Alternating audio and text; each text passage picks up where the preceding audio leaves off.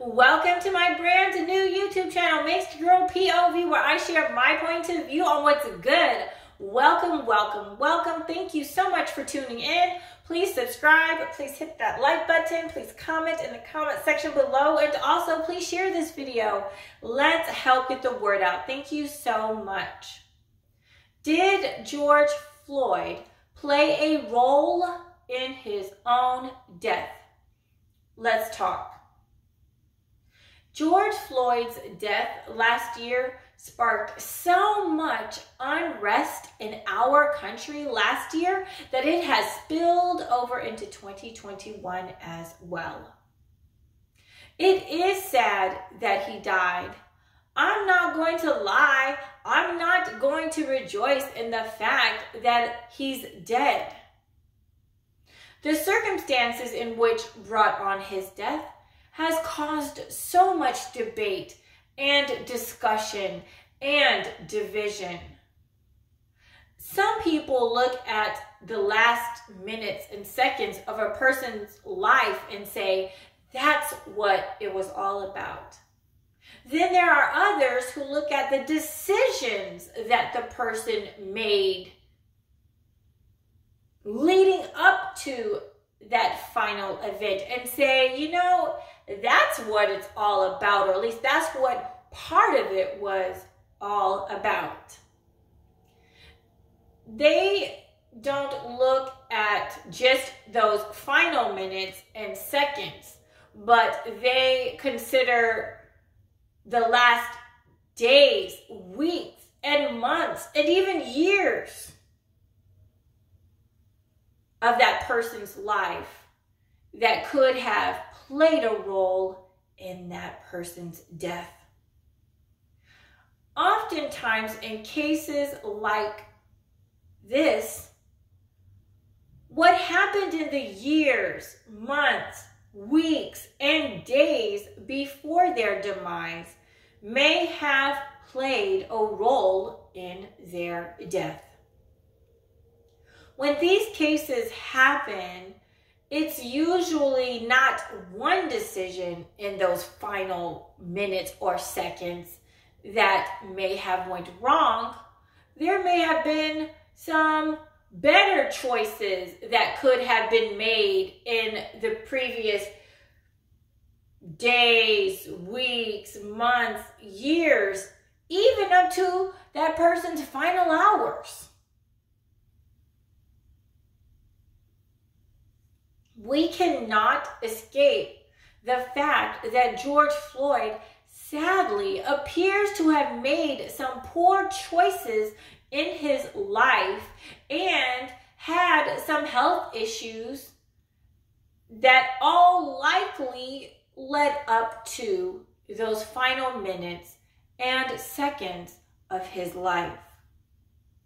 How can we gloss over those facts? How can some people not see how all of those things could have played a role in his death? I believe that there is a percentage of people who simply don't believe in personal responsibility and personal accountability. We have a whole segment of society who believes that they are always the victim. We have a plague of victimization going on in certain communities within our country. It seems to be in a lot of lower socioeconomical communities of color, where no matter what situation happens, no matter what, they are always the victim. And now the criminal could always be the victim.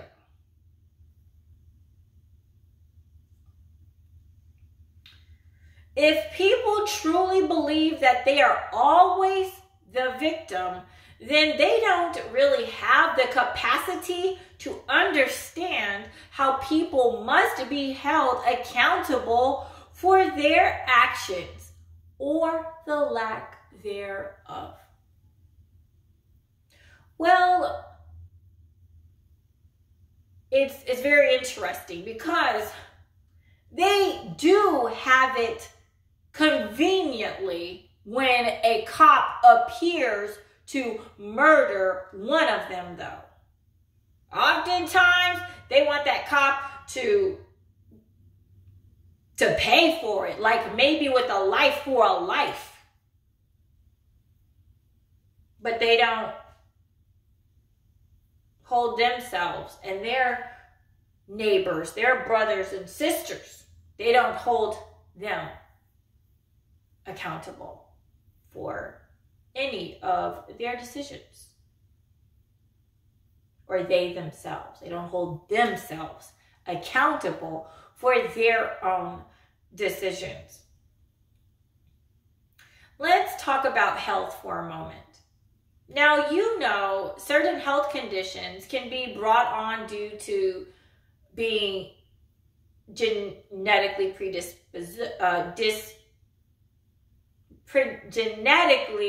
predisposed, and others can be brought on due to the poor lifestyle choices and habits that a person has. Those health conditions that are brought on by our poor lifestyle choices and habits could very well be preventable. Those health conditions that are brought on due to our genetics, well, we can't help that oftentimes, but we could and should try to do our best to manage them. Did George Floyd do everything he could to help take care of his body to the best of his abilities? I don't know, but the defense argued that Floyd's pre-existing conditions played a role in his death that day. What about his alleged drug use? The defense also argued that his alleged drug use could have also, well, they argued that it did help play a role in his death that day. I am not a lawyer or a medical expert or doctor. I am just simply sharing my thoughts. What about his prior run-ins with the law? Did George Floyd do his very best to try and stay out of trouble with the law? Where's this woman, this pregnant woman who he allegedly held up at gunpoint? What about her?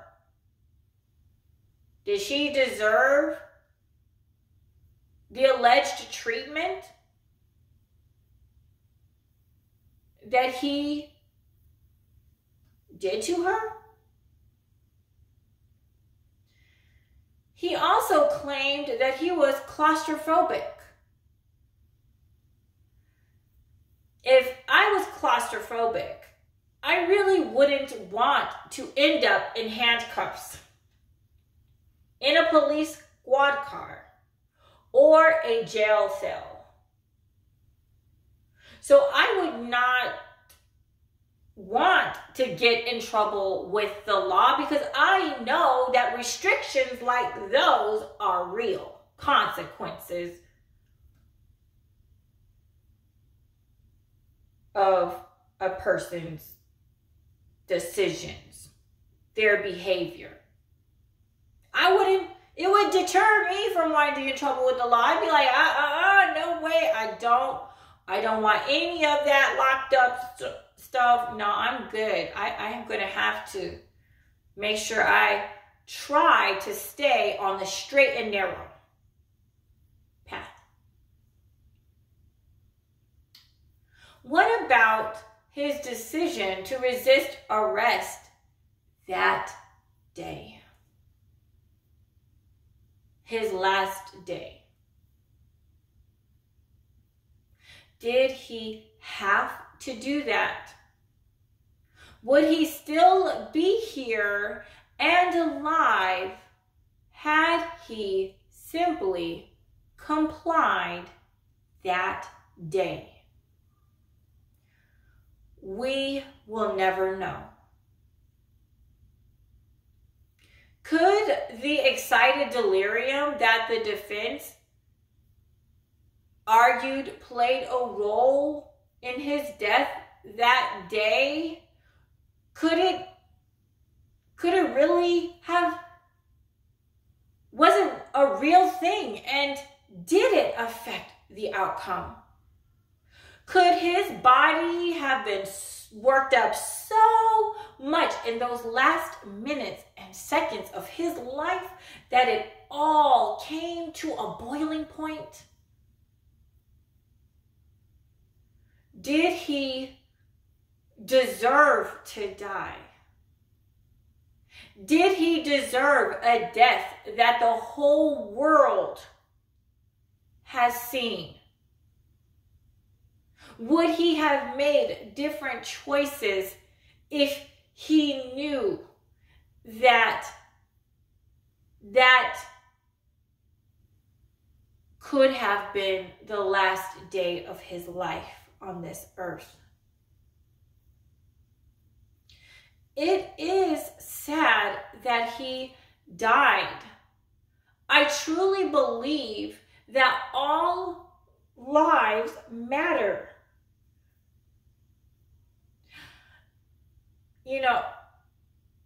So I did not and will not, as I said a little while ago, rejoice in the fact that he's dead. I am not going to be happy, and I'm not going to be like, yay, good. Because I believe we're all brothers and sisters. We are all God's children, and we all matter equally across the board. There's no one above anyone else. My life matters just as much as your life matters, just as much as his life mattered.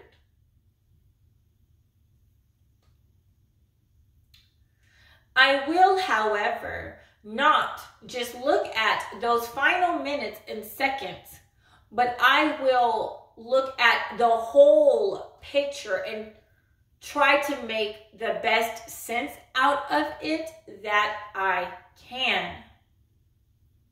There are times in certain situations where everything can come crashing down in a matter of minutes, in a matter of seconds.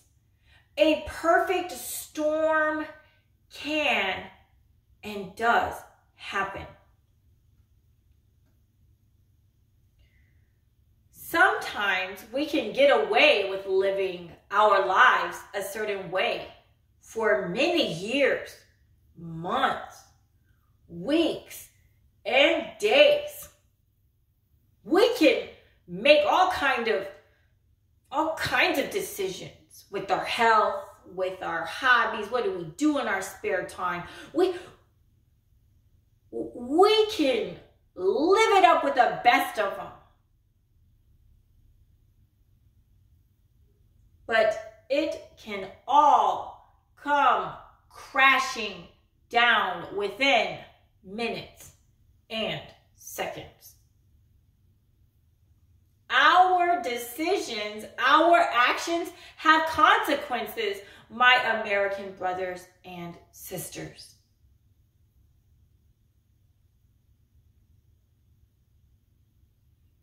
That was what the trial was about, in essence.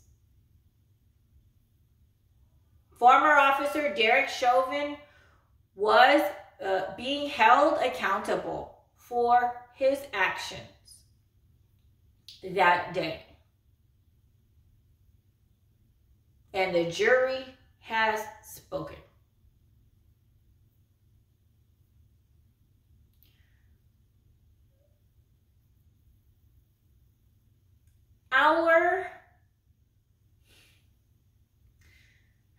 At the end of the day, we must be held accountable for our own decisions, for our own actions.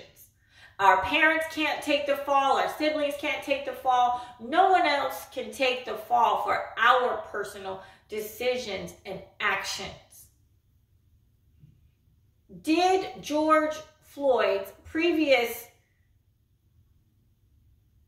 days, weeks, months, and even years, did any of those decisions, any of his actions help play a role in his own demise that day?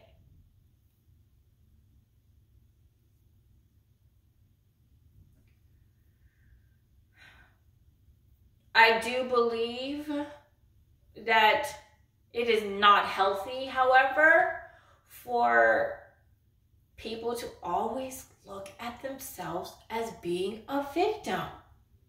If people are always a victim, then they hold themselves back from ever being victorious. And that's no one else's fault but their own. So let's talk. Do you believe that George Floyd played a role in his own death that day? Do you believe that any of his decisions prior to those last minutes and seconds of his life played a role in his own death that day? Have any other thoughts that you would like to share? Please comment down in the comment section below and I'll see you there.